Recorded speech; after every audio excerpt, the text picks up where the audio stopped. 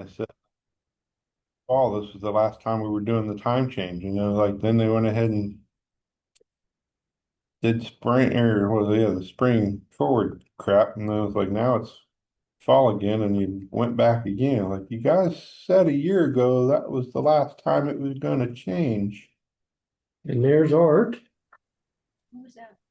Can you hear us, Art? I'm solicitor. Oh, he doesn't have his headphones on. He probably can't hear us until he puts his headphones on. You think? That's all right. Then he didn't catch what we were saying. Yeah, that's true. Okay. Yeah. What's going on, Mr. Art? Well, I just got out of the shower.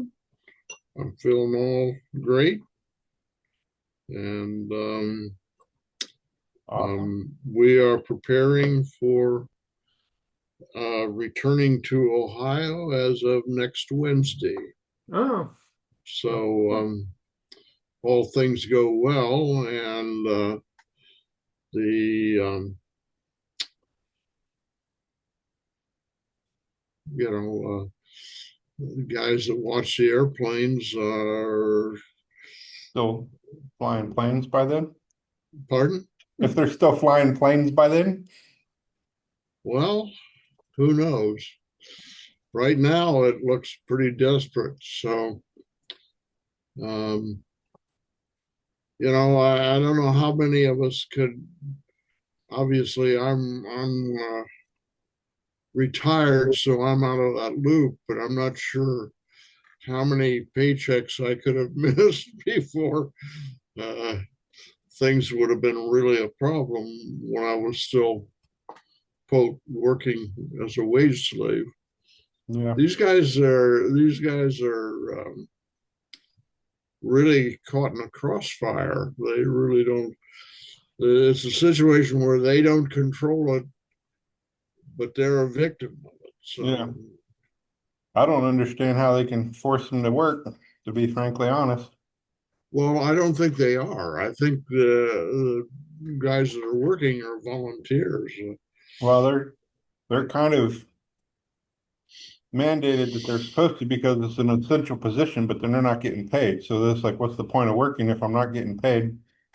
And then you're looking at a month, or you're paying to go back and forth, and you don't, not make anything. You got to make your payments with Yeah, no your income. your house payments don't go away, and You got to go get a you, real job that pays you so you can pay your mortgage.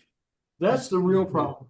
But they're going to when the shutdown's over, they're going to get paid. They're going to get their back pay. Do they? Yeah. I would say sometimes I think they get some of it, but I would say I didn't know if they get all of it when it's this long. I'm fairly sure that if they actually work, they're going to get all their back pay. Yeah. Well, Because you really can't work. I mean, there's laws everywhere that say you're not allowed to really work for free.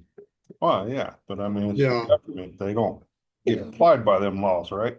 But Yeah. they're not going to let the military go without pay. They're not going to let Well, but the yeah, air but traffic controllers go without what a pay. military gets paid versus what an air traffic controller gets paid to spit in a bucket. It's You know, it's just not it's not going to yeah. it's not going to happen. The unfortunate part is that it's taken this long and longer to resolve any part of this. Well, they're not. They have no plans on moving either. There's nothing that And there's no reason. that they even do what they're doing. That's Yeah. why, yeah, it's so ludicrous. But everybody who worked is going to get paid. If it ever opens. Well, yeah, now see that's that well, the other real the other opens. The government. The big G. well, the other part of it is that as a military type, you have a lot of other non-cash benefits. So, That's true. Your basic housing and your basic food are taken care of. When you get paid, it's more or less free money. I mean, you gotta pay your car payment and stuff. And when you get paid, it's already gone. It's already gone. No, not no. Let's see, we made, I mean, that was probably the best time of my life when I was in, because it was just extra money. It was just money. I had food, I had house. Well, as I say, it doesn't I had a happen nice like car. you guys are in, you know, they don't provide your food and stuff like they do back then. I mean, my nephew's in it and I mean, their food, when they do their field ops, it's usually ruined. Cause it was ordered and sitting for a month. Yeah. They, you know, so they have to go get real food or order it. It's nuts. I was on a sub. We had some of the best Yeah, food. food's on your ship, Yeah, but yeah. I was like, they have to buy everything now too, which is, I think, ludicrous. You have to buy your uniforms and buy your boots and we buy did, your we had to do that too, but we got a stipend and, yeah. stipend to do it. We got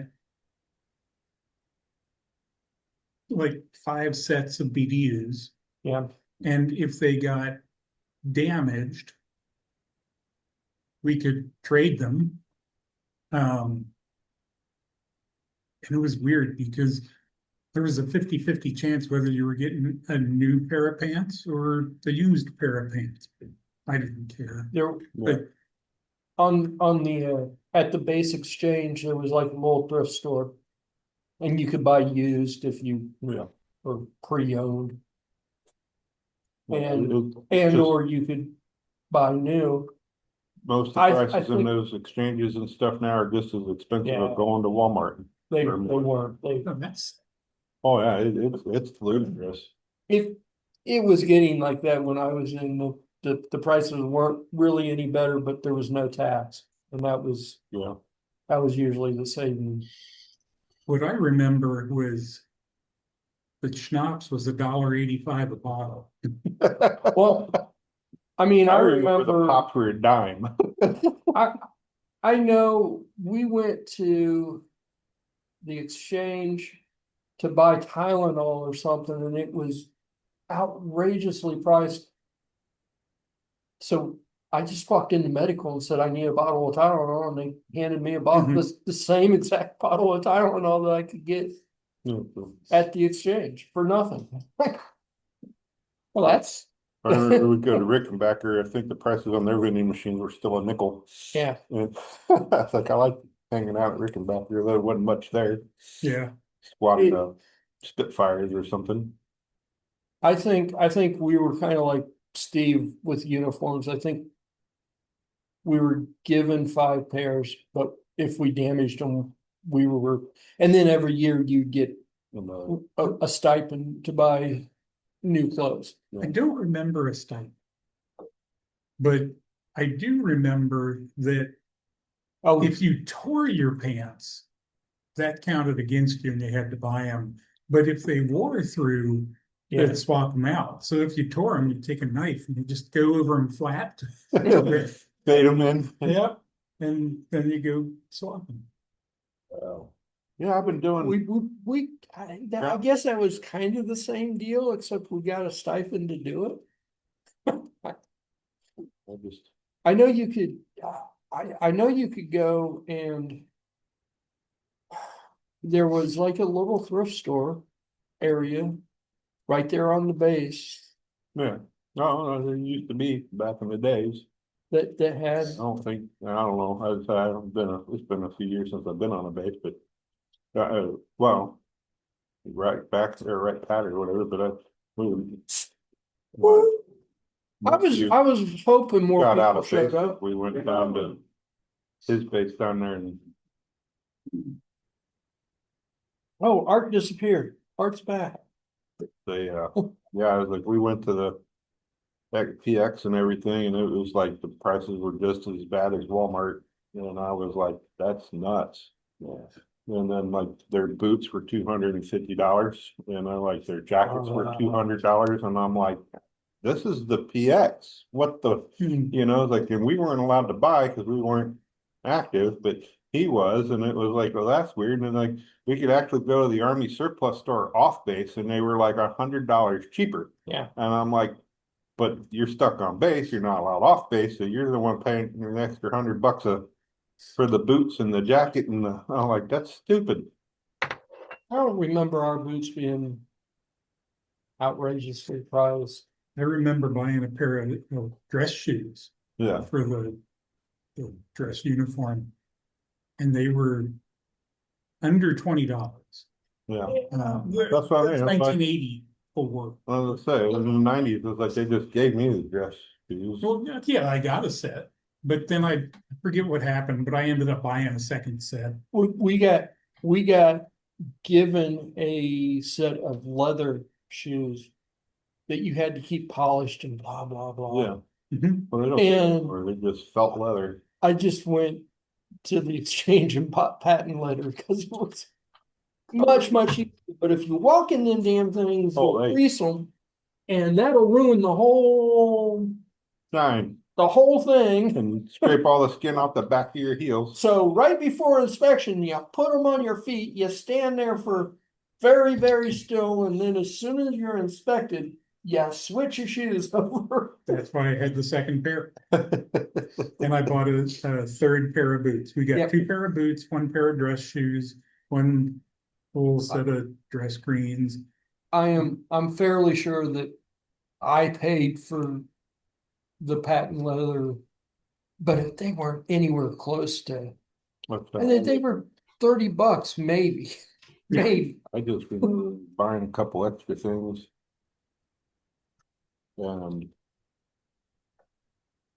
I had a duplicate of everything I was issued. I had an Really? extra pair of boots. I had an extra set of dress greens. I had an extra set of BDUs. Well, I went in with probably 30 pair of cotton tube socks. Yeah. Because everybody told me that the wool socks were itchy. And I liked the wool socks. They didn't itch. And other people complained when I was trading 2 pair of wool socks for a pair of tube socks. Okay. Making bank. I don't remember what kind of socks we had, honestly. I tell you, they were green. I know On the sub, it might not be. we were given, well, so when I got to the submarine, you have to wear deck shoes. You can't wear boots, Yeah, mainly because, they're basically tennis shoes. Mainly because of sound conducting and everything. So as soon as I got on board, they issued me a pair of deck shoes that I didn't pay for. And like 5 coverall uniforms, because they, instead of wearing uniforms, everybody on board wears coveralls. That's nice. Wish So- the Army did that. I like coveralls. Yeah, the coverall, we weren't allowed to wear the coveralls off the pier. Anywhere on the pier, we were allowed to wear them, but as soon as we got to those coveralls had to come off. But on board, when you're underway, uniform code kind of just goes out Out the the window. window. It's funny, I didn't meet Julie until about 25 years ago. I have a photograph of her with the crew on the tugboat she was assigned to. And she's the only one wearing heels. This is obviously not your work attire. Yeah, it's interesting though. I mean, submarines have slightly different. Wear your boots, you're conducting sound when you walk on the decks. Right. No, You don't want I get that. it. I was he was just curious, I was curious what color your socks were on the sub. I wouldn't think. Pretty sure I just wore normal, ordinary white tube socks. Let's say, let's think on a sub, they'd be like the green necessarily, because they wouldn't care. I mean, really, the only Yeah. socks that I Good. kind of remember were the dress uniform socks. They were black Yeah, to match the And thin, yeah, and I thin, hate yeah. thin socks. but you were right about the wool socks. I felt they were very comfortable. Mhm. Okay, And they had nice thick bottoms. and they were like breathable. You didn't ever That's have probably- a sweat buildup over them. Yeah. At least I did. Our pea coat was made out of wool, and everybody said that you'll hate that, you'll hate it, it'll be itchy and whatever. It was the warmest coat ever. I wish I still had that thing. I had to turn my great coat back in when I ETS with everything else on the machine. So the new stuff's coyote. Or Okay, My woodland camo cold weather coat is pretty nice. I was stationed at Fort Knox and it got frigid. yeah. I was amazed that someplace that close to home could get that cold.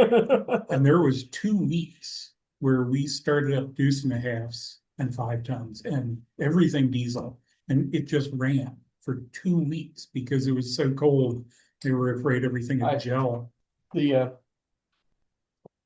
My boot camp was at Great Mistakes and in the winter. And I thought that I knew what cold was. Great Mistakes gets very cold. My uncle was a flight engineer in the Air Force and he flew to Antarctica occasionally. And they never shut the aircraft down. No, yeah, you can't. My uncle was, no, exactly what he did, but they stationed him in Alaska for 3 years or something for a base there that's in underground in one of the islands. And if they'd fly the plane in when you get there, they were shutting it down, they drain the oil with it still running and then shut it all down. Because then they had to bring the oil back out preheated and pour it back in when they go to fire the engine back up. And I was like, dude, that's nuts. And then where his base that he was at, he'd clip onto a carabiner from the helicopter all the way to the thing to make sure they didn't get blown off the island, Like, that's insane, dude. It's like, yeah, you couldn't see 5 feet in front of your face. So you just, clipped onto the wire and walked to the door. That's nuts. My nephew was in the Air Force and his specialty was body work. And he was stationed in Alaska. He said they were constantly working on rusty hulks that were only a year old. Yeah, I can imagine. Use too much salt. The seawater. What combinations thereof. That's like that. They get hit by here the other day, or about a month ago, a typhoon or something hit part of Alaska. They were showing some of the towns. Yeah, That's crazy. the one that got wiped out had been scheduled for flood relief and other enhancements, and that got canceled. And so, yeah, great cost savings. How much does it cost to replace a town? Yeah.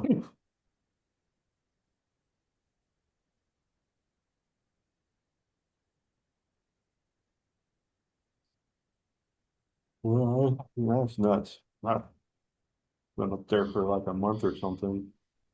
Of course, the weather was never bad. I mean, it's cold and rainy, but. And I look like the whack job because I was the one walking around on the beach with a winter coat on. They're all swimming in it, and I'm like, yeah, whatever, guys. 40 degrees, you guys are nuts. About 10 years ago, in the middle of the winter, I told you, I wanna go someplace warm, I'm tired of being cold, so we went down to the Panhandle in Florida, Rio it was out there on the beach where park. Like, yeah, it was 20 degrees warmer than it was in Middletown, but it was. Still not warm enough. Not warm enough, The year that my uncle passed away, he was buried in, I think, Florida. And it was negative 15 up here. I mean, it was brutally cold. When we drove down to Florida to go to his funeral, it was 50 down there, which is not warm, but it's not it's cold. like jacket. Yeah. Right? And I'm walking around with no jacket on, and just shirt, t-shirt, you know, Insulated jumpsuits and all around. everybody had these heavy winter coats on, and I'm like, guys, you don't know what cold is. You know, and they kept looking at me like I was nuts. You're nuts. It's cold. Well, okay, 50's not exactly warm, but it ain't cold. The day I was drafted, I looked across the induction hall and I saw a person that I knew. It's like, if it had been Adolf Hitler, that would have been fine. It was somebody I recognized. Turned out it was a brother of a woman that I went to high school with. I had met him, but I really didn't know him. He had an hour or 3 hours left on his BS in chemistry. I had an hour left on the BS in math. And we were both drafted the same day and both put in the infantry as more recruited. He ended up going to Korea.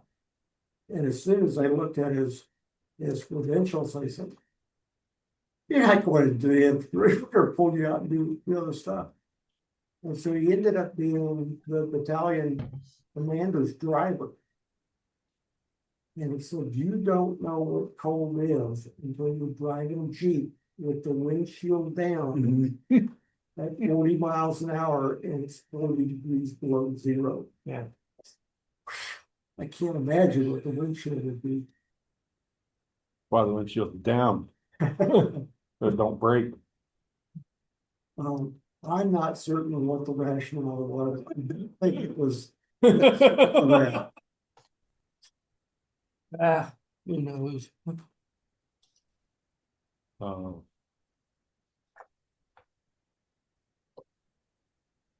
can't imagine that there was, we didn't have a windshield on the ATV, but when it's snowing, it's not fun without it.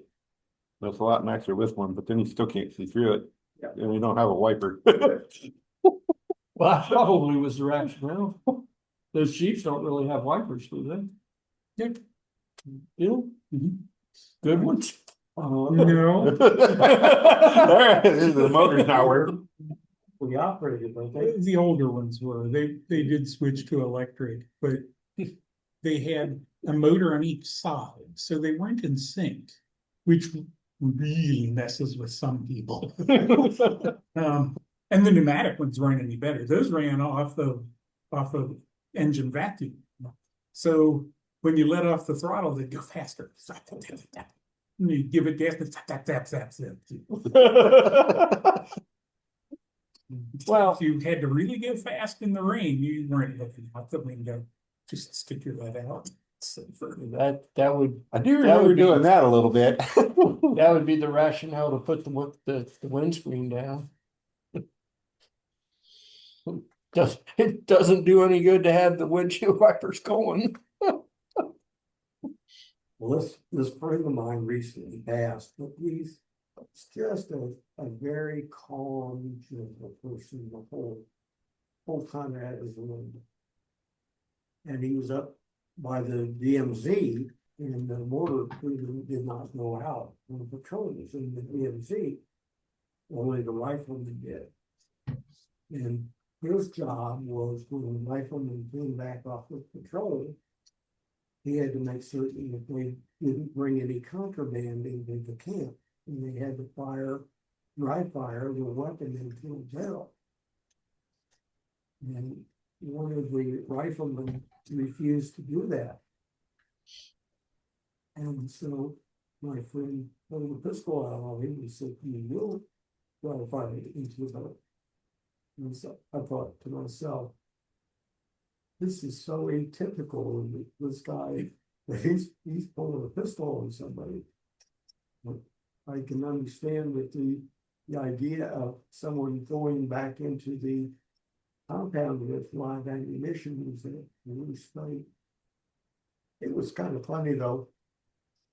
One of the jobs that he had, they had moved the command structure down from the DMZ to Southern Korea.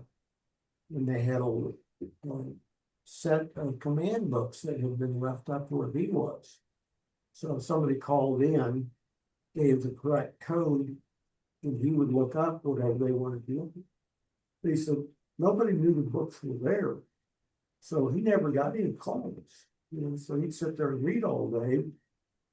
He said one day the telephone rang. He picked up.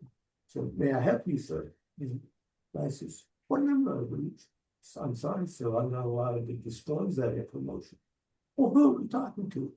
"I'm sorry, sir, I'm not allowed to disclose that information." It turned out it was his company commander. And he recognized his voice and he says, "Oh, is that you?" He says, "I'm sorry, sir, I'm not allowed to disclose that." That's pretty good. I'm not allowed to tell you. Well, the thing about it is he got so tickled when he's saying that, you couldn't understand him anyway, so it would have made a difference. But he had fun.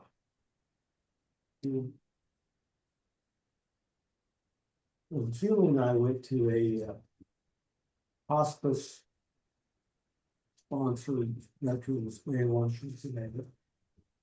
And they had a guy that was in World War II vet. He just what we got. So it was probably getting you down to a handful at this point, I think. Well, in the entire room, maybe 200 people. Dad, what was it? Maybe 5 years ago, maybe 7. He took a bus trip to DC on I think it was Veterans Day, honor flight, and interviewed a handful of WW2 people that were left, and there weren't many. There weren't many on that flight. Yeah, I'm gonna go on it at this point. Yeah. There was supposed to have been one at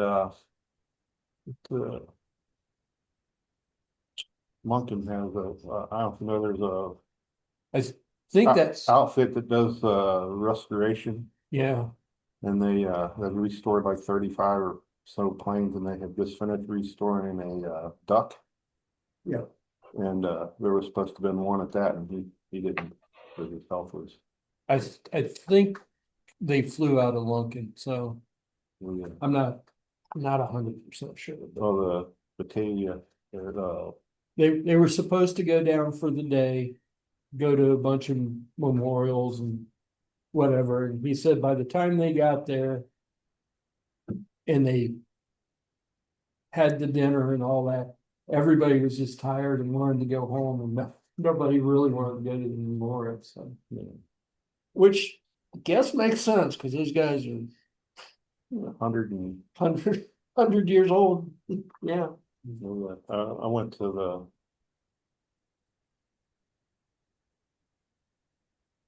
But I guess it had a whole entire day planned out for him. So Doolittle flight. That's the 100th anniversary, 75th anniversary. Just 75th, just a few years ago. At Wright Pat, and they had the last living Wright, or the Doolittle, and it was Doolittle's navigator, because he lied. He was like 15 when he listed. Something like that, Yeah. so. And he was he was like the last one left of the Doolittles. Somewhere Dad has all those interviews on. He recorded all of them. He's got. I think he was trying to archive them for the library. They had an exhibit in the old terminal building in Cincinnati for Holocaust. And it was AI powered. And you could go up and stand on this particular spot and ask this person, who was a hologram, a question. And so I went up and asked this woman what her job was in the concentration camp. And I got a reply that I did not expect. She said, I was a violinist in the orchestra. And why would they have an orchestra? Because it was so stressful for the guards, they needed to be relaxed.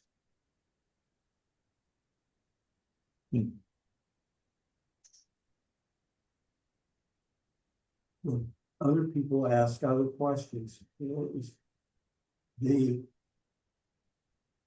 response of the hologram was seamless. I don't know who developed the technology, but it was really, really well done. Yeah, some of it's really freaky.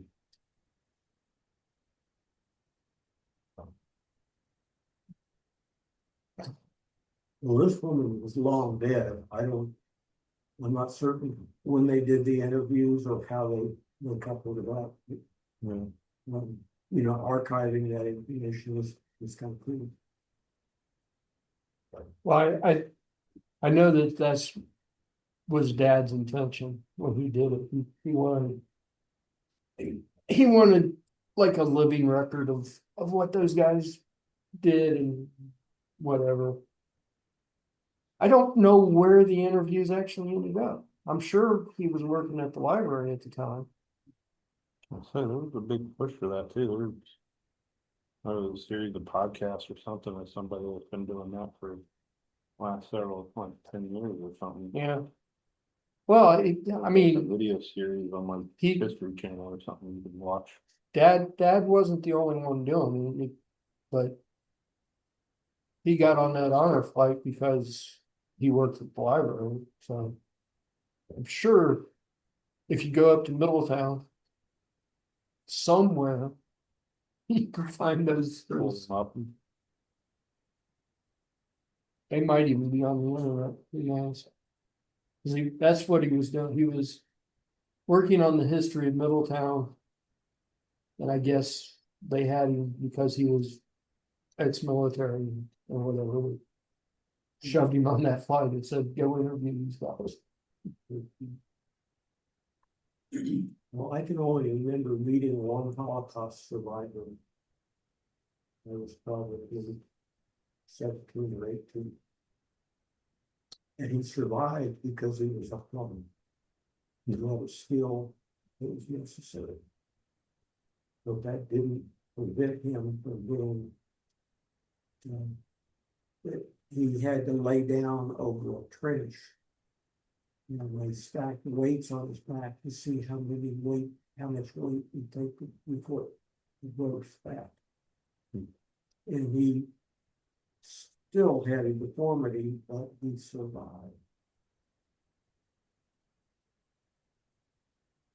I have two teachers over the years that work that have the tattoos, but they were kids at the time. I was saying, really good teachers. They're both science math teachers. It was funny, they both had been taught by Einstein too. When they went to college and where Einstein was one of the professors. Was he Princeton? I forget. Not really sure off the top of my head. Where all he taught, I think he taught it at 2 or 3 different places. It was a worth of his lifetime, didn't he? Or he just the one. I've never really dug into Einstein a whole lot, other than his formulas. That was what was real funny, is because the one guy I had in high school, he had Einstein's formulas, like the whole, like the E equals MC squared and the rest of it. You know, because most people don't realize that there's a whole bunch more to it than just that, you know. And I've got the paperwork of that laying around somewhere. But because he always was fascinated by the other things or other parts of the equation. Yeah, special relativity and general relativity. Yeah. Well, that's there's guys come across something, or some of the people were saying that each one of those equations is another particle of gravity. If you can't just, they whack all that off because they say, well, C cancels all those out, you know, but they don't, if you ignore that and don't strip it down, there's like one's like dark matter, one's this particle, one's this particle, one's this particle, one's that particle, you know, and you can actually, that makes up the rest of the gravity field. It's real interesting work. I've never, like I said, it's math is like up here. I mean, like by Calc 5 and quantum mechanics, I was like, whatever. According to Google, he taught at Princeton, University of Berlin, University of Zurich, and ETH Zurich. I thought I figured you teach it a few places, but And more. There's more. There's University of Prague and Breen, BERN, and California Institute of Technology and Oxford University. So he taught all over the place. No, for a while. For a while. Yeah. Yeah.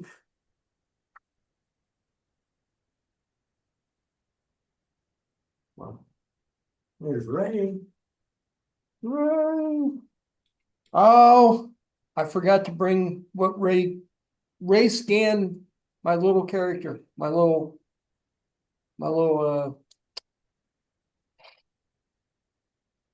yeah, you guys weren't around. I bought 100 board games. Went through most of them. Went through all of them at this point. missing a piece. Missing a few pieces. I think overall I ended up with, I gave 3 of them to the grandkids because they were just straight up kid games. But I was missing some player tokens in a couple of them. Ray scanned one of the tokens and I printed them, and they turned out pretty good. They were a tad bit smaller than the original, and the base that they set on was a little off, a little wonky, but Yeah, it's board game. it's for a game. And instead of it, I found them on eBay just for the player tokens. People wanted like $10. Well, I'm not paying $10 when I bought the whole entire. I bought 100 games for under $20 or something. I'm not paying $10 for this player token. Hey, I got a 3D printer. Hey, hey Ray, can you scan this? And even if it looks like chocolate left out in the hot sun, it's just a token. Well, if Ray was actually having some issues getting it to scan correctly because it's very shiny, and there were a couple other issues. The camera seemed like it had to warm up for some weird reason. Once it started to scan it, it was beautiful. It did a beautiful job, but it was just weird. Because Julie and I were given an iPad about a year ago. So if you guys need to do 3D scans, you're more than welcome to borrow it. Okay. I don't like the Apple operating system. Well, the Creality that scanner that he's got is a nice scanner, but I guess there's a model that's better, and he wanted to get the better model. But it's turned out good, and the software lets you modify it so that you can clean up what it doesn't scan real well. That took a few minutes to figure out how to get it to do all that fun stuff. Now, I printed out a target type checkerboard that you can set the object on and rotate, and that helps a lot. His camera came with a little thing. We were talking about just getting a little like a stepper motor Yeah, and putting the platform on it and just having a button or something so that it would just turn it a step at a time. I have just a whole batch of geared small motors that came out of microwave bases. So always thought that was really a good thing to be able to locate with. Because the power supply is, you don't need anything special. Yeah. But It was pretty quick though. It's usually about 15 seconds of rotation. I think it'd go slower than that for doing the model imaging. it's when Ray did it, it was really slow. This, the software in the iPad for the scanning keeps track of areas that it didn't get. And There he is. it will continue to do it until it's complete. They are geared down to where I'm thinking it's 15 revolutions a minute. So you're a little slow. Okay. Next time I think about it, I'll bring a couple in. Oh. So, you know, I printed them out and I don't even have pictures on them. I got rid of the pictures off my phone. I am not smart.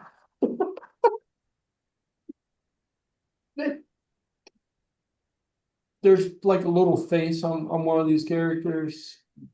All 4 characters are the same, but there's like a little face. The face showed up. It's not quite as deep as the original, but who cares? The kids won't care. They just need a token to move around. But I had said pretty much it's a game token. Any game token should work. These just happen to be special because they're little characters with faces and wings and stuff. So if he couldn't have gotten it to scan, I was just going to print generic tokens. So I model for it out there somewhere. do what? So there's probably a model for it out there somewhere. I looked all over. I looked at the 3 big 3D places to get models, and I found just generic player tokens all over the place, but not this one specifically. I never thought most games would already be Well, all the characters scanning in there somewhere. I'm kind of thinking that maybe I'm kind of thinking maybe because it's got a face and it's an actual character, maybe there's a trademark on it or a copyright on it or Doesn't something. have Disney on the label, does it? Well, it surprised me, but no, I don't think it. Disney has everything. Anyway, I've got the 3D model. I mean, I could conceivably share it and Well, I would just, I just like think it's kind of odd that, there's people out there that they go bonkers on that kind of stuff, especially game board pieces that somebody didn't scan it unless it's just a really rare off the wall game. It's very not, common. it's not, and that, it surprised me too, but my thinking is it's not generic. It's something that's very specific for this game. And if you put it up there, they're going to Complained go, about it and made him pull it back. you gotta get rid of that. I would put out either. But if, We have TSR do that or Wizards of the Coast all the time. but if you have your own scanner, or, somebody that's got a scanner, should be easy enough to scan this stupid thing. Never played with the scanner. Well, There was a his scanner works like yours with a little, it's got a little tray. It's got dot pattern on it. You just put it in the center and it lines up to the dots, and then I guess it looks for a bunch of points and it maps out the points, and then once you rotate it, it tries to line what points it's already seen, the new points that it's making. And when he first started, he couldn't get any points, he couldn't get it to show any points at all. At all. I've never done anything useful with this. I mean, I've gone in and scanned the interior of a room. And the area underneath the table and the area back there in the corner where I'm sharing stuff. And if you walk over and move the tablet around, you can get all of those things, which is pretty interesting. I want to say what I did is useful, but it was neat. It was a hell of a lot more useful than what I did. It was, I ain't paying no damn $10 for parts. I got a printer. I got a bunch of filament. I don't need to. And I printed it in silk material, so it's got the sheen. They look beautiful. They turned out really good. I wish I would have remembered the burn books. You're the one that shot out the email, so bring your cool stuff. I know. Well, my cool stuff. Me. Told you, I fell asleep. I'm old. Sleep is important.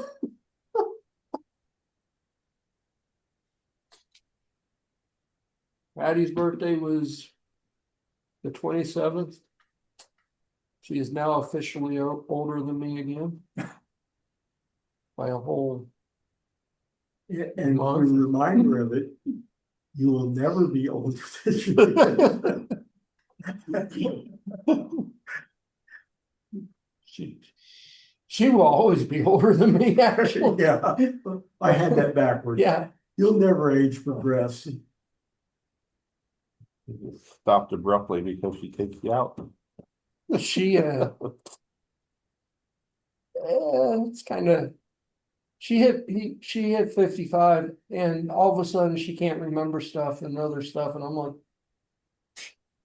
she said I can't remember anything, and I'm like, you can't remember that you couldn't remember that from 2 years ago. I mean, you haven't, your memory's been bad for a long time. It just now occurred to you that you can't remember. You notice I was a little late coming in the door today. That's because Julie does not wear a watch because it tells time.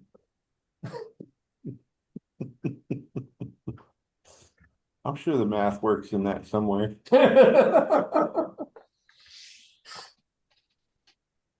That's all right. Time change. We all made it here, so. Some of us later than others, Ray.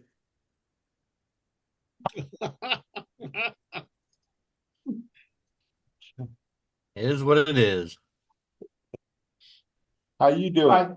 I really appreciate the scan, even though I forgot to bring it and show it off. Yeah, good. I'm tired. My head is swirling. I have a headache.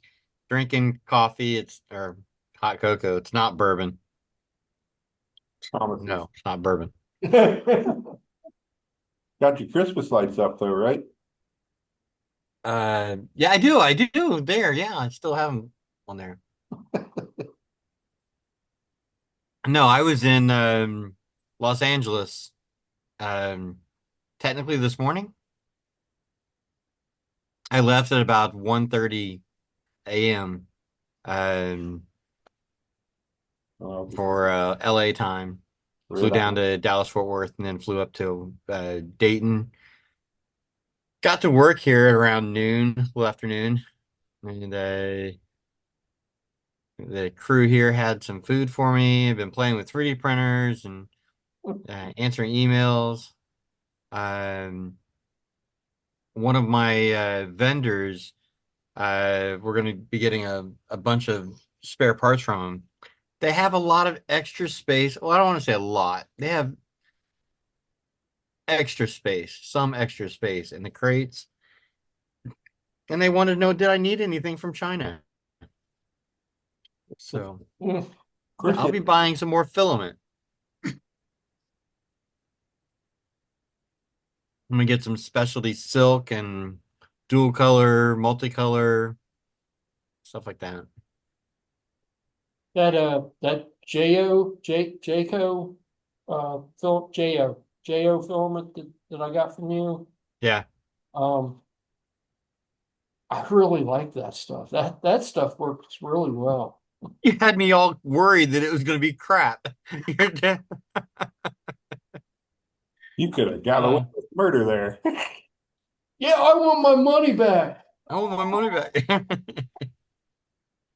I've only used half the roll. I want my money back. You reminded me of something that my brother-in-law had told me. He was a young child Private from Ladies USA can help. West Texas. And someone gave him a mayonnaise jar with the lid screwed on for his birthday. And it was full of California air.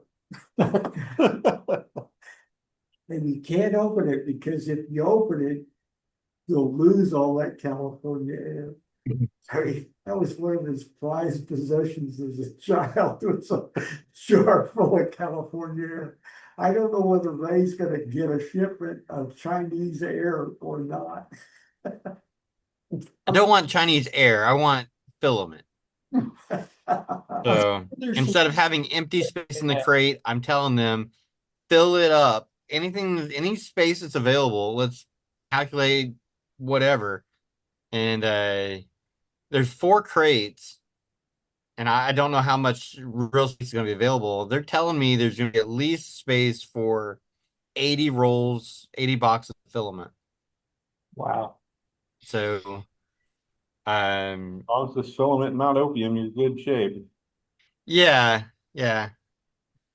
Never know what it's going to smell like when you melt that down. So, but 80 rolls, I would have bought 800 rolls if they would have had space for it. But, How much is a roll that way?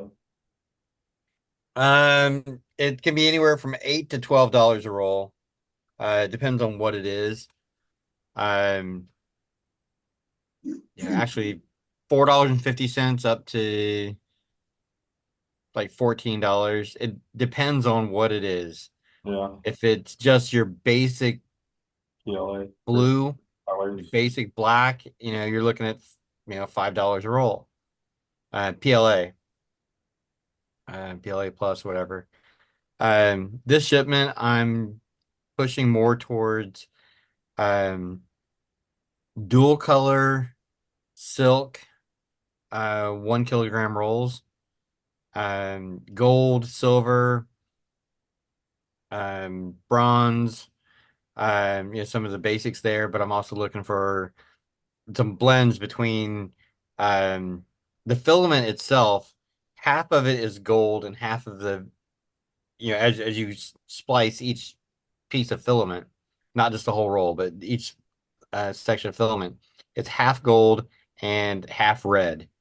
That way, when it prints, if you look at it from one side, it looks gold. Look at it from the other side, it looks red. And it has something of a dichromatic polycolor, whatever you want to call it. But it's a pretty neat stuff. Actually, I had the email. I can probably show it to you guys.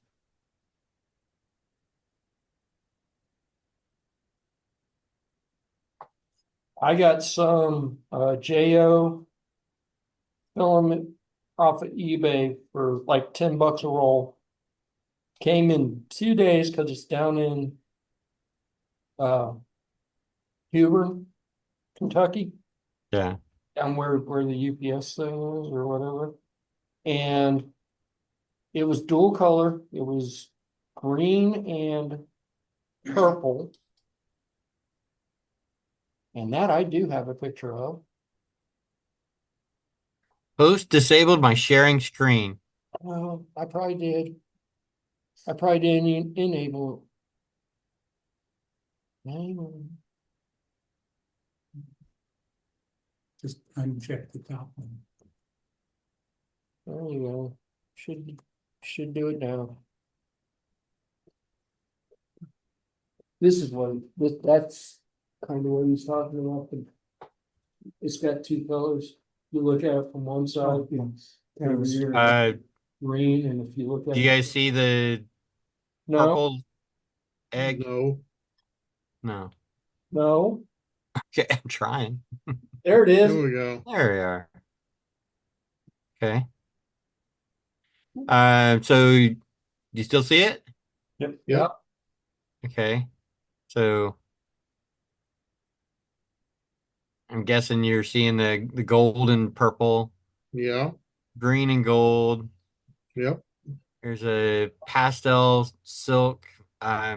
So this is not a two color in the filament cross section. This is multicolor silk on the roll.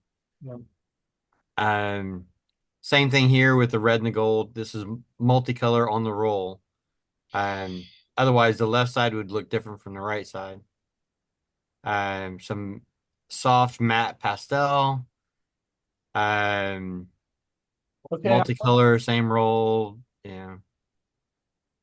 Matte. One color silk magenta. Each is a single color, but there's gold, silver, bronze. This picture actually has a pretty good description of like the cross section of the filament where half of it's red and half of it's silver. So it has a very kind of iridescent look to it, sort of. But the truth is that the right half of it is red and the left half of it's silver. So it looks like this. So if you spin it around, it doesn't have that constant shine to it. But it is, silk. You can play with that same function, and you got the black and purple, which makes for some nice sculpture looking stuff. Then going down to just a solid silk. In this case, it was like a violet, solid silk rose, metallic green, and then I was trying to go for like a rose gold pink. And then just looking for some more stuff. But that's what this shipment of PLA, I'm looking to buy all this stuff instead of just the basic red, blue, orange, green, white, black. You're going to get more than one roll of each thing, right? Yeah, I mean, right here I only have 20 colors. Well, there's probably less than that, maybe 15 colors. And they're telling me right now I have space for 80 rolls. So if I only pick 20 colors, I'm getting 4 of each or more, whatever I can fit. And I'll probably end up just paying for it, and then they'll just put it in the next shipment. Yeah. Yeah.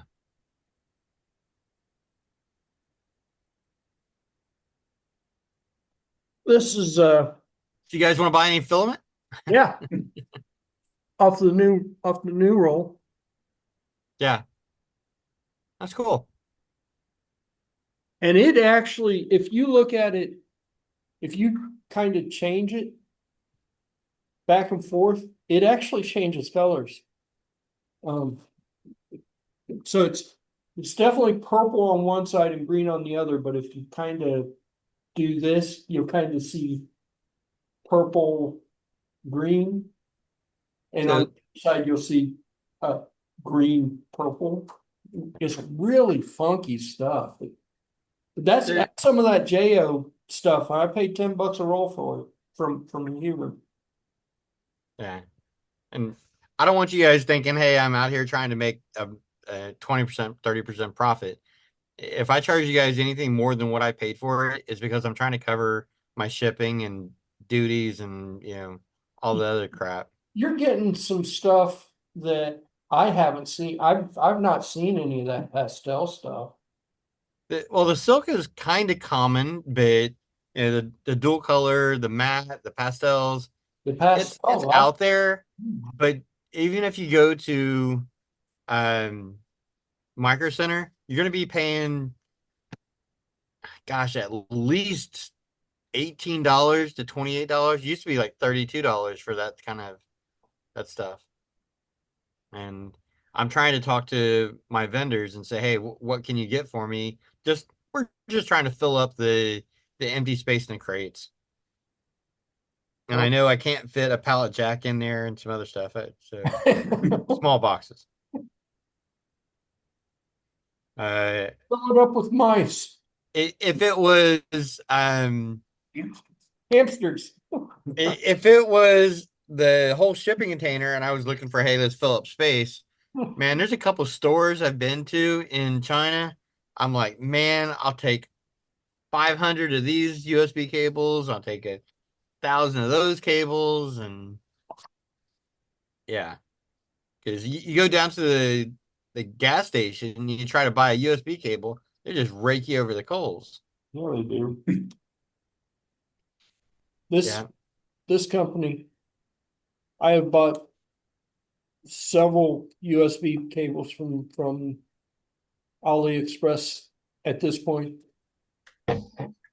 This is that cable now. Which, I don't know how you would pronounce that. It's a 10-watt USB-C cable. oh, okay, 2 key. And it is fixed. It's exactly what I thought. The cable was the problem. I can use the software now. That's what I was playing with. I can zoom in, zoom out. Oh, cool. I can move it around.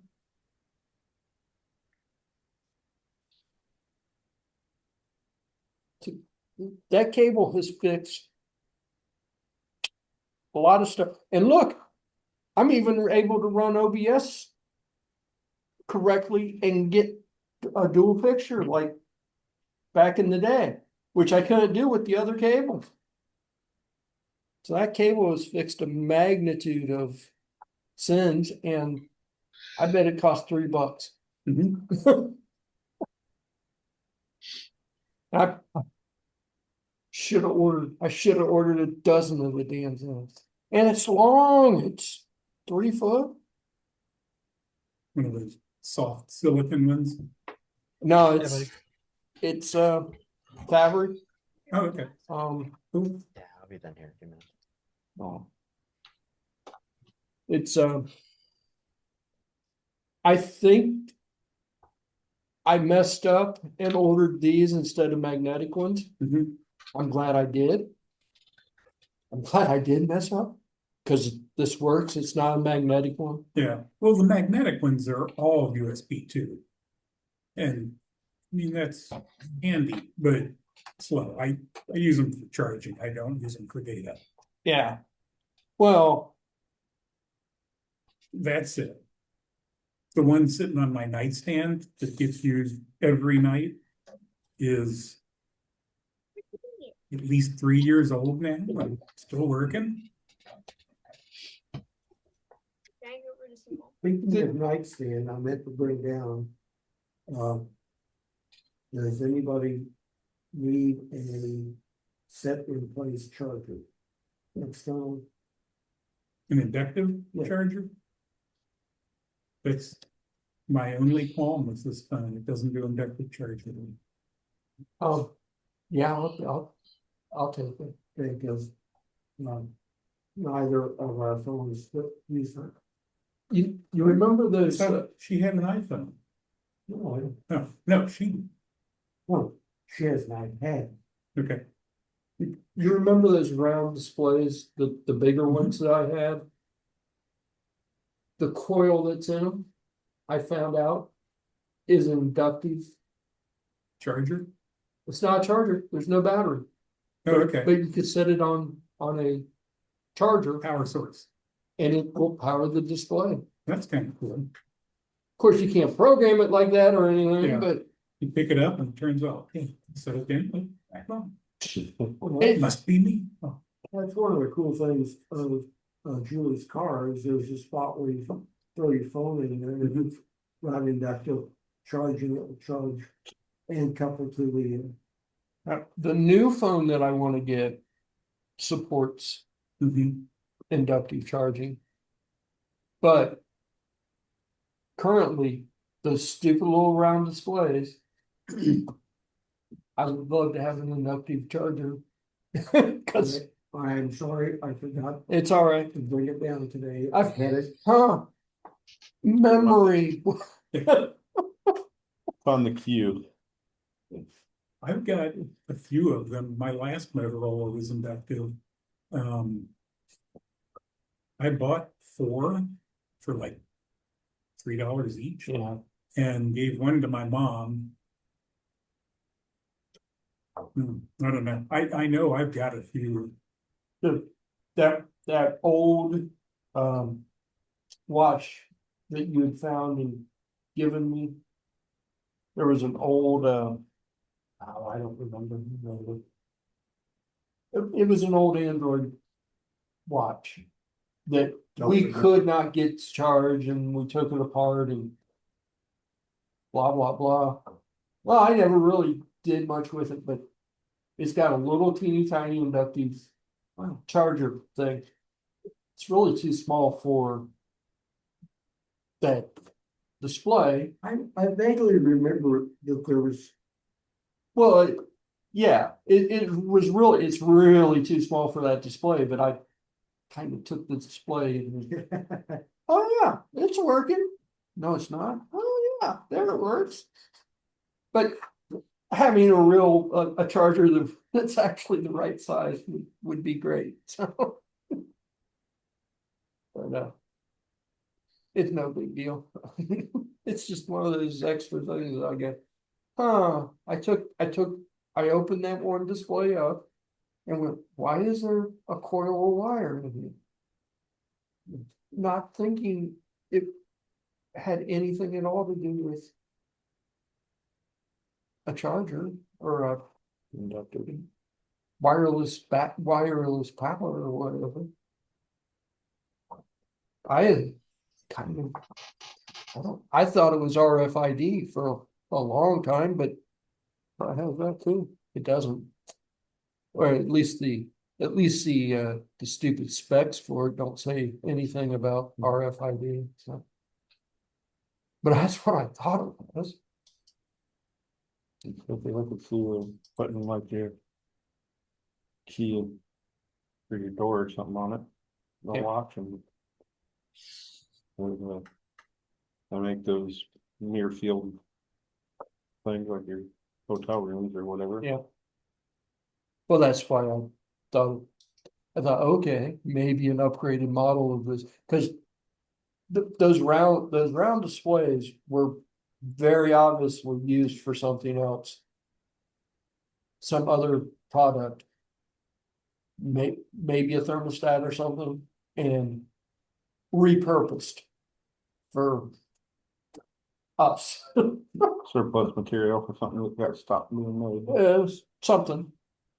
But they were decent sized displays. They were obviously not manufactured for us. So when I saw that, I thought, oh yeah, that's some sort of RFID that's not documented because they don't know about it. It's toy. I tried all kinds of stuff. Eyeballs for a dog. Sure. But no, I found out what it was. I mean, through a little bit of digging through.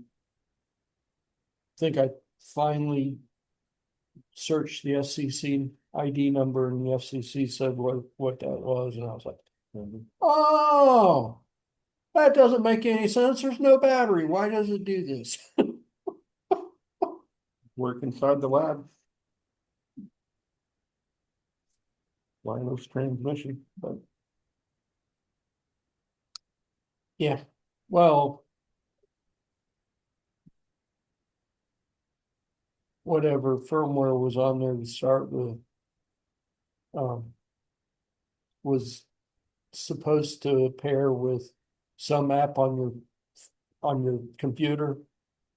And it was supposed to display all the system stats of your computer and everything. Probably not a great idea, considering that it was probably phoning back to China. it all phones back to China. Even the non-Chinese stuff. Yeah, they reroute the internet every once in a while. Well, all my cheap light bulbs Home. phoned to China. I don't know what they could tell China. My Oh, it's turned Samsung, on. Oh, my it's turned off. Samsung TV likes to phone several people. But it's not been allowed to talk to the rest of the internet for quite some time. It's not a very happy camper.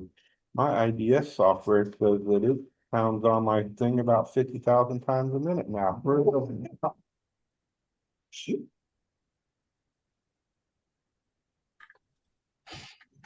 I'm like, I want to phone home. I want to phone home. I'm like, too bad. Speaking of phoning home, what you sent me a link to the video series of a woman from Holland.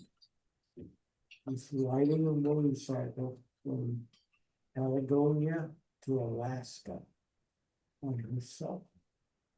And I thought, that's pretty ballsy. I pulled up her website. She's already ridden through India and Afghanistan. She says, yeah, the Taliban were pretty intimidating because they all carry big weapons. Yeah. I'm thinking, she has definitely got more gumption than I would ever have. You're lucky they let her go on through. She said that they got really excited when they found her drone.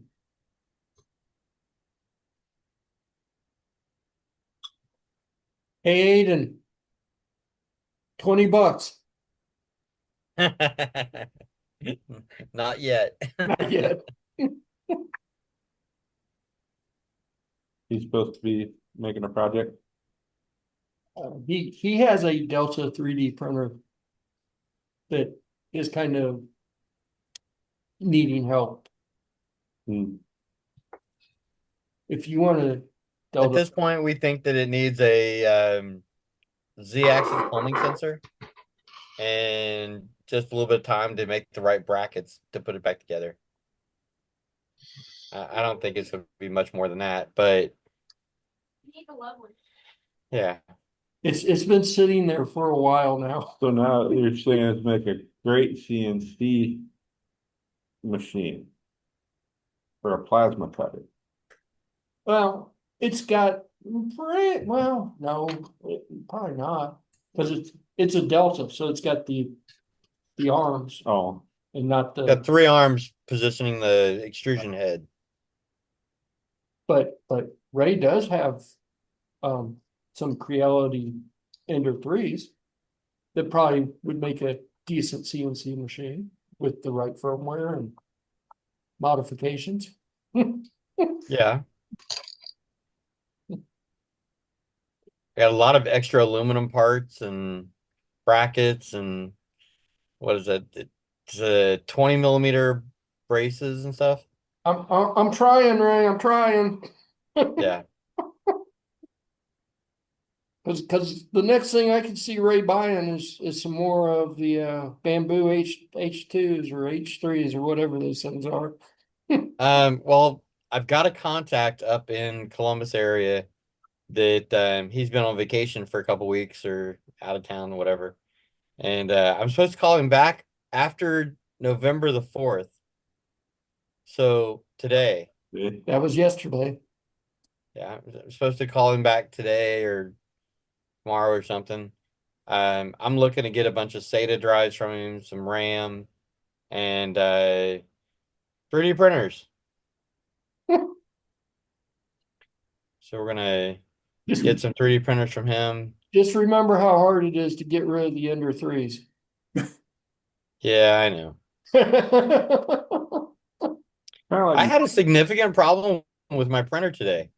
There's about a 3-inch long piece of filament stuck up in the AMS, and I didn't want to tear the AMS apart.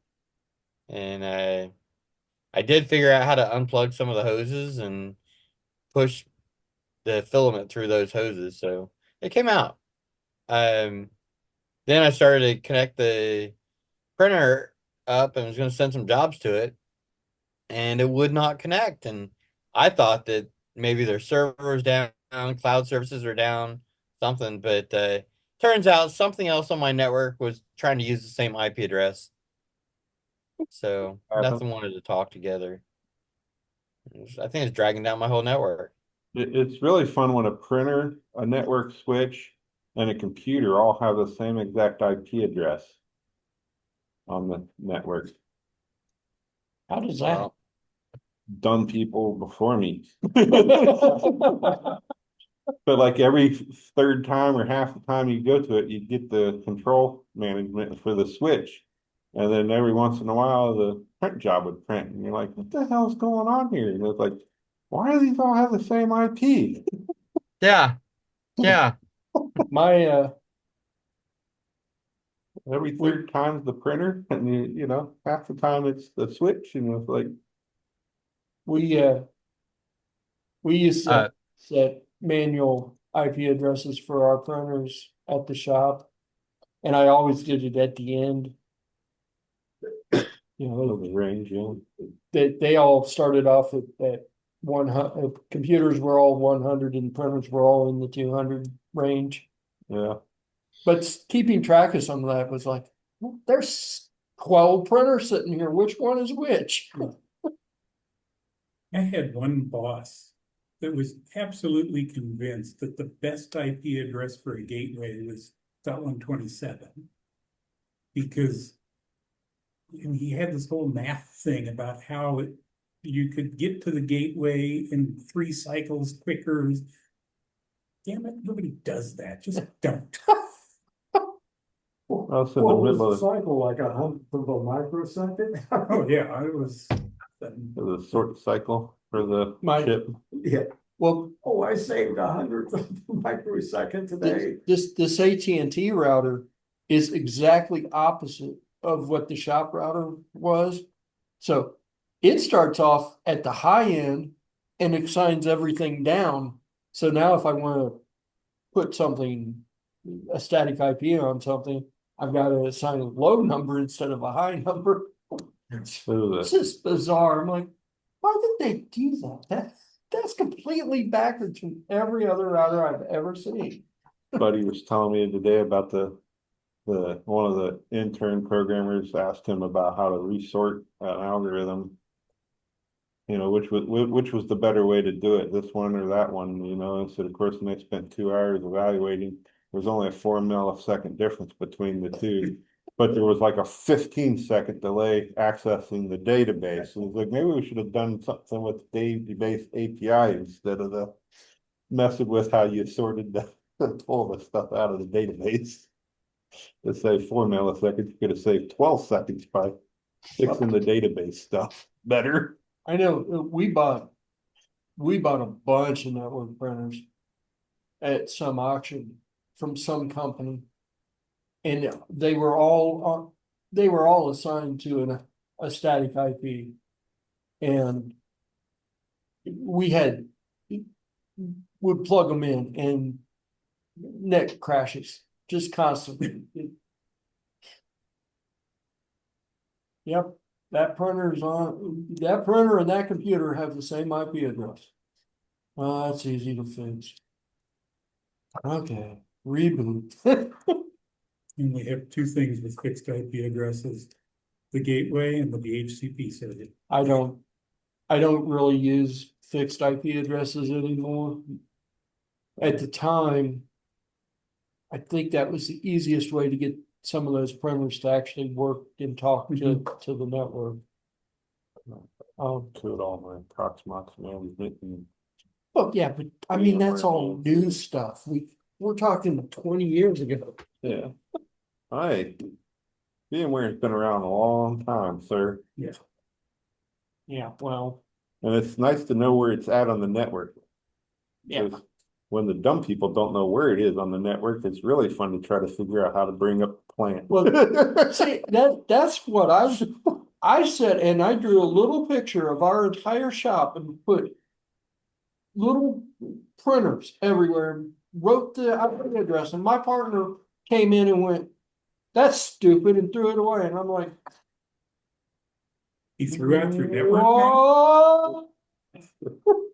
Why did you do?" And he was a joker. He didn't really throw it away. He Well, if he told me that it would was not thrown have away. been hubris. And I just was, I was so upset. And after about a month, he brought it back and said, "Oh, look what I found in the trash." I worked with a fellow industrial hygienist who had been, she had worked for IBM, and she's very, very meticulous, very focus-driven. And this was a number of years ago when the hazard communication standard was coming out. We were finding that many of the materials, data sheets came in and had terms that we had to look up. Well, it didn't make sense to send out an MSDS and something to people on the plant where it says, "Oh, this is a macro whatever." So we decided we would write a glossary to go with every set of MSDSs. So we sat down and came up with all the terms that needed to be defined. And we passed it around, and nobody else had anything, just the two of us built this list. And I put two items on there. One was WHO, and the other one was HENWAY. And she volunteered to write this glossary. And so she worked on it for like 3 weeks. And came back and said, "I've figured out everything except WHO, World Health Organization." Henry, I don't know what a Henry is. And I said, "About 2 pounds." That woman would have skinned me alive if she had a dull figured out while. She was so pissed. There was no humor. Nothing.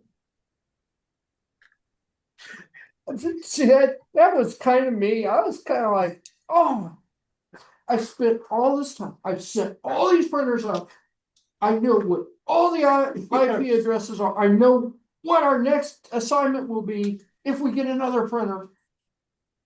And you threw away my thing. Well, she was so intent on doing this herself that she didn't want to ask for help.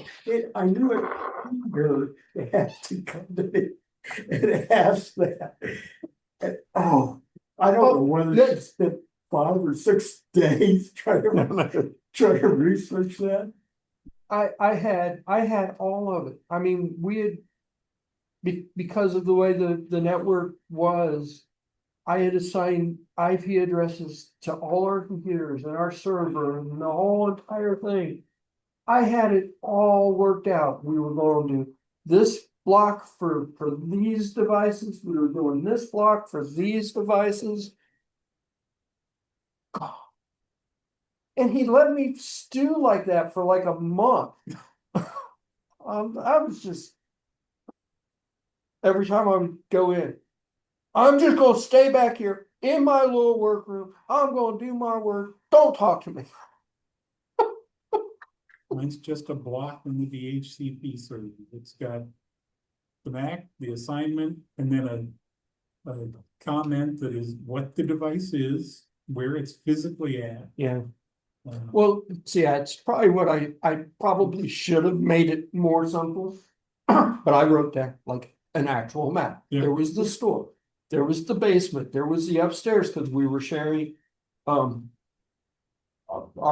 Our landlord happened to, his office was upstairs, and we printed menus for him. Well, we could print menus for him off of to one of his printers upstairs. So that was a special deal because the two networks really weren't set up to talk to each other except for this one specific printer. I can see where there's an advantage of saying, I'm here, that's that, there's the information as opposed to Well, tabular. we had like 12, we were not just, we were a computer shop, but my partner was really into printers. So we turned in to a print shop / computer shop. We had like 12 printers and they all did different things. I mean, we had large format. the large format printers, we had the phasers, which is Yeah, those were awesome. We had the early ones were. yeah. At We the end, it- we had the generic HPs that were just workhorses, just could chug away for hours and not care. The one I wanted to do, and I haven't seen one in, Jesus, 20 years now. But at one point, Xerox started selling a weird phaser that used crayons. Yeah, that's what we had. Yeah. One Oh, inch the by white one stuff? inch block. They're like Yeah. stickers that you just drop in. Those were the best. Those were the best ones. And then they And it always smelled like Crayons. crayon in there. went to the phaser where they took like an ink cartridge stuff that cost like 5 times more than a normal cartridge. And I was like, what the bloody hell is this bull? We had, well, we had a risograph. Mhm. That thing was awesome. That was incredibly fast. It's like an old mimeograph machine, only modern with, it was a drum printer. And you could do multiple passes to get different colors. So you put the red in, run the pass. Put the yellow in, run the pass. Put the same paper back in, run the pass. Put Like the old the Like blue, a silk screen. yeah, Yeah. the old silk screen But- rotor. it could do like 10,000 pages in minutes. And all you had to do was make sure they were all lined up nice and neat and stick them back in there. And then the person that you've assigned the task for, to, he puts the last batch in sideways or backwards. Well, yeah. We always, that's what we used usually to print the menus because of how fast it was. And he always wanted like a crap ton of menus. We always ran off more because there was always, it was so fast. You were always getting some that were just bad. Allison. Out of sync, just wrong. Going too fast.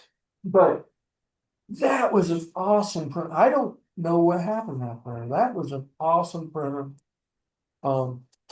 We had 2 or 3 that had rip drives on them, which those were awesome. Those were pretty fast. Once you sent the print job to the rip handled everything else. We had a Paragon had 2 printers in a room, like a cubby hole under the staircase. That were probably was Xerox. I'm kind of trying to think whether they were HP or not. They were big industrial model, but it would hold like 3 reams of paper in the print tray, and it'd print out like a ream in 10 minutes or less. Yeah, And I mean, they do, yeah, that, I health mean, billing, that risograph forms. It was like, loaded I mean, up, loaded up. the we'd printer. bring paper into that little cubby hole on the pallet skid. The print tray. Work in between the 2. Well, it had like an external tray Yeah, that set out the thing, and it was about that tall. And we had reams of paper like that, and we it hold like 3.5 reams or something like that. yeah. And I was bet like, it was a risograph. it was nuts how much paper they chewed through in that little cubby hole. That was the finance department. They were printing out people's health insurance books or They whatever. probably were only using black too. Oh yeah, it Yeah. was just a black color, or I mean, just a black, black and white, and like a Xerox laser machine. The Rizzo, The power we had Xeon or Xerox or something. the drums were the ink, had the ink and everything in them. And we had stacks of these drums, and you had to be careful when you pull them out and stick them immediately into, because if there was any kind of debris on it or anything, it was just going to eat those pages alive. Yeah, it just astounded me. It had like some kind of almost like a binder sorter on it too, like, so they would separate out print jobs so that if somebody had- said a 400-page job, then the next one would hop in the next hopper. The people just come in and usually Take what some they lady want, just yeah. taking this one and putting in the file and putting that file, and We had one that I only had a problem with it one time I was there, and I was like, holy crap, I never seen anything like this. Then I brought 2 or 3 skids of paper around. we had one that would colorate and staple. And we had several of them that were full duplex. You could print on both sides. Yeah. And we had a couple of them that had that sorter thing. We never really got into Yeah. why we needed that sorter thing, but Well, it came with the printer, so. Yeah, I got it there. I mean, Blue Cross and Blue Shield does a lot of printing Yeah, back then. yeah. I never really, I mean, we were buying these from companies that were retiring them. Yeah. So they had them, but I never really understood what the purpose of that High volume thing was. health policies and But the rips were awesome. The phasers were awesome. That the early, I'd say, I like the phasers, especially the one that took the crayons. Yeah. Because those were stupid cheap. My mom's office at one point, their Xerox guy talked him into taking an old phaser from someplace. I was like, oh yeah, get that. That's a nice printer. And then I had to go in and work on it one time. I was like, what the hell is this piece of shit? And it took these little fucking cube square things. And I was like, they say it's a phaser. And it was like an ink thing. It only print like 500 pages. You need another freaking like $30 cartridge. Like, that's not these $4 sticks that do 100,000 pages like the old. that's No wonder the other company threw it out. our landlord had a Dell printer. Hated that thing. That thing took little tiny ink tanks. Yeah. And it was constantly running out of ink. So, we would send him a proof up so that he could proof the menu. And we were constantly just, what the hell with it? We're just gonna print a couple of them and take them over to him because his printer was always out of ink. One point HP spun off of another company. It was like Alpha or something. What's one for that? Oh, No, it was some real short name. and they were selling printers for $14 that used cartridges that were 20. Yeah. But you got a full cartridge with the $14 printer. Right. It was cheaper to just buy a new printer. Yeah. My, Then to buy the cartridge. half-size cartridges, so probably. but When- that was No, still- they were full-size cartridges. yeah, when the kid was in, when the youngest kid went to college, that's exactly what he probably had 12 printers sitting there. And he said, oh, it's just cheaper to buy a new printer. Mhm. The cartridge, My mom you've got. says, I need a printer, so I go get her a decent laser, little brother. It's like, no, I want color. I'm like, Mom, you really don't. Unless you're gonna print every day. It's gonna dry out Yeah. after two So pages. finally, went out and I got her a decent inkjet printer. And she printed like 4 or 5 things, and then 6 months later said, it's broken. No. It's doing exactly what I told you it was gonna do. Need new tonnage. Well, I got We color we laser. had we had color laser printers. Mhm. And those are awesome. Those, The- yes, they're awesome They're- for things that are saturated. Yes. But Mom wanted to print pictures. That's what I was gonna say. They're not great for push. But if you're doing, It depends on how much money you put into it. well, if you're Yeah. doing menus and that kind of stuff, they work just Mhm. fine. But We had they're a, not incredibly fast. what were they called? They're fast enough, but Yeah. when you're doing I like, had a Brother 9000-ish series. That thing was quick. It was 24 pages per minute color. we were doing, I mean, but we were doing. 10,000 Oh, to yeah. 50,000. And even, even if we Well, had to reload it and switch it over, that's faster than the stupid Cheaper laser. to do on a print. printing press than a printer. Well, that's basically what that risograph was a printing press, Yeah. No, we had a computerized printing press. I always found it fascinating because I never really quite understood how that worked. I mean, it just, you put paper in, you send it a print job, it chews on the print job for 2 or 3 minutes, and then all of a sudden it goes beep, beep, beep. Yeah. And you're going, holy crap. we had a printer at Inco that they came in, the company sold them on. It was like 10 grand color printer. Wasn't a very big model either, but it would print out photorealistic copies of Yeah, whatever. Like, I mean, you could take a like fashion magazine and run it through the scanner and make it an exact duplicate of it. On like a polymer paper.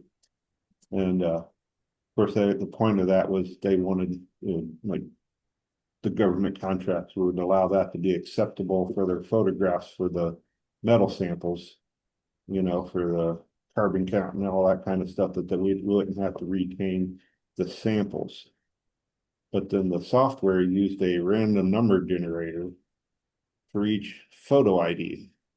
I was like, 8-digit number. I was like, That's not too random. that's not gonna work, guys. And they're like, yeah, it is. Oh, you don't know what you're talking about. You're just some stupid kid. And it took about all of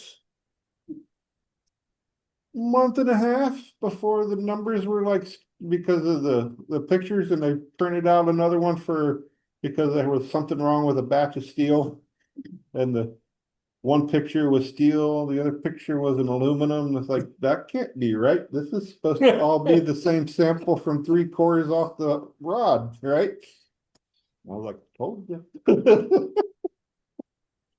our large we had, If you used the date and put a, Yep. and a number, you'd have been fine, but no, random And generated. if you start out with a year, Yeah, and then you do the month, Yeah. and then you do the day. the picture ID or that you print for the day. we or the lot number of what metal it came off of. We had, to come up with a system for material safety data sheets.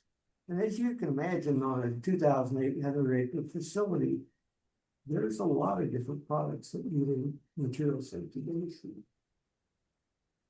And I started out with nothing. And so I had to build the system that would take care of that.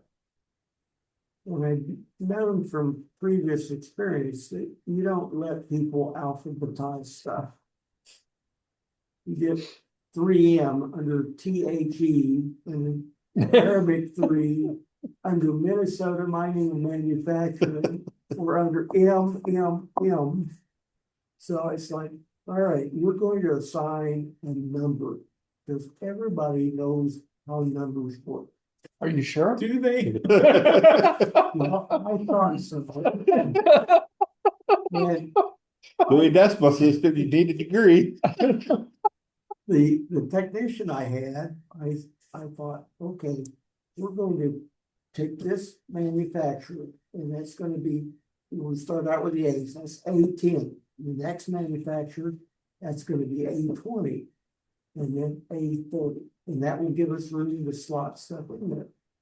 So I explained to him that this is how you increment. And he came to me and he says, I'm out of room. I can't put the numbers in that space anymore. And I said, what do you do? He said, show me. So we go up. Well, he's in the S's. He's still going S. No, he's going A. He started A10, A20, A30. And when it changed to the B's, he stayed with the A. He did that all the way up in the S's until he ran out of room in the field. Now I'm thinking, holy shit, how am I going to fix this?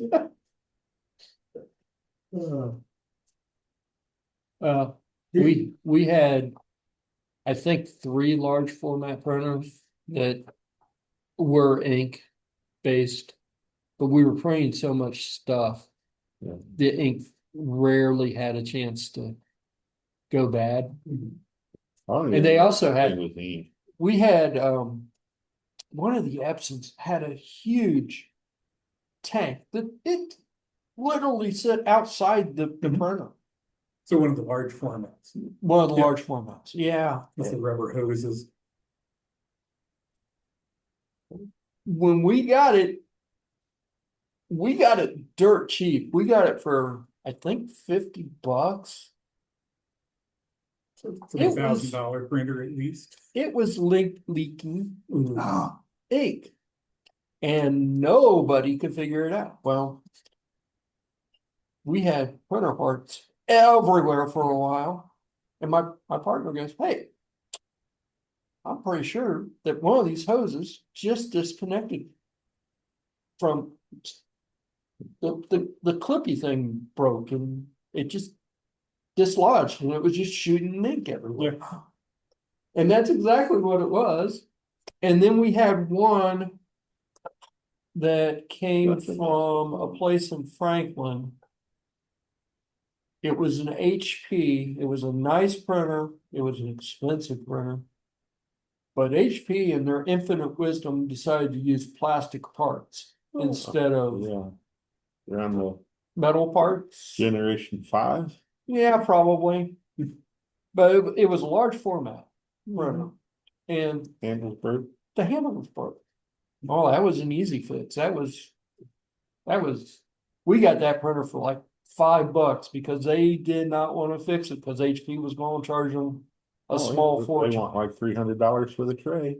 They wanted, I think they told us that it was going to cost like 1,500 or $2,000 to have it fixed. Oh, really? And my There's partner, more than one tray on it. no, but my partner looked at it and went, what do you want for it? And I said, honestly, we just Get it want out to of get here. rid of it. It's taking up space. It's taking up space. And he said, fine. I think he ended up giving them a little bit for it because he knew what the problem with it was. Yeah. But They didn't want anything for it. They just wanted to make it go away. They weren't gonna fix it. They said the cost, it was a nice printer, but it was an older printer. And for what HP wanted to fix it, it was cheaper for them to just add another $500 and get a new model. Well, that's why it's priced that way. They wanted to do 5 to 6. And well, we were like, cool. And that took him all of, I think he actually just fashioned a wood handle for, because it was just a plastic handle that was the problem. He just fashioned a wood handle at his wood shop and fixed it Well, I for don't know another. whether You remember that plotter? We had that upstairs in the computer room. And we got a machine on every floor. This is the main work area. And it was sitting up on a hutch above the desk, so it was up if you were standing up, it was up at fingertip.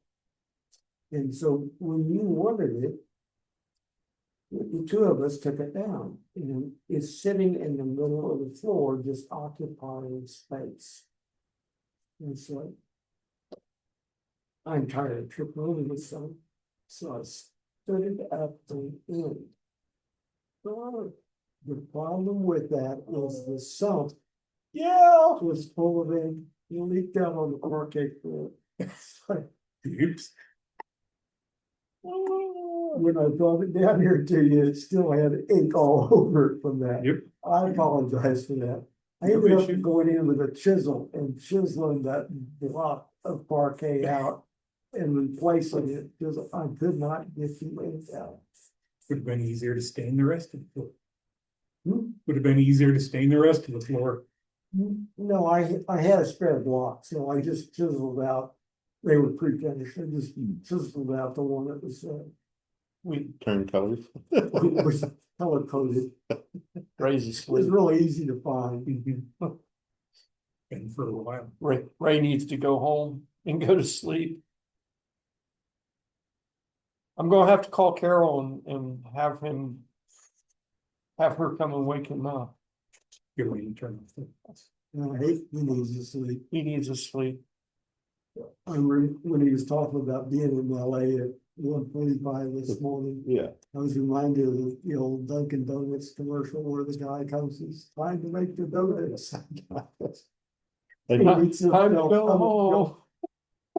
Time to make the Dunkin' Donuts donuts. open anyway.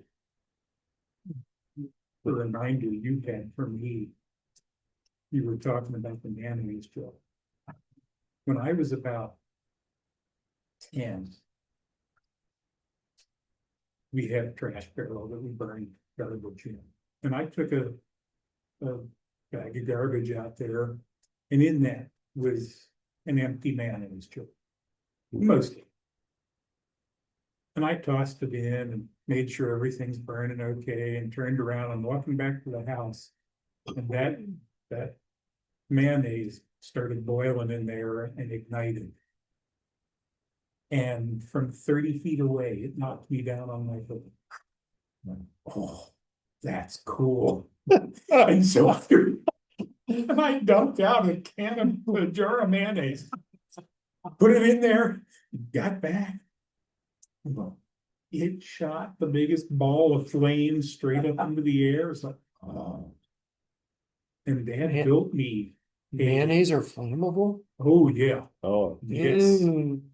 If it's mostly empty, yeah, there's a little air in there, there's a little oil vapor in there, boom.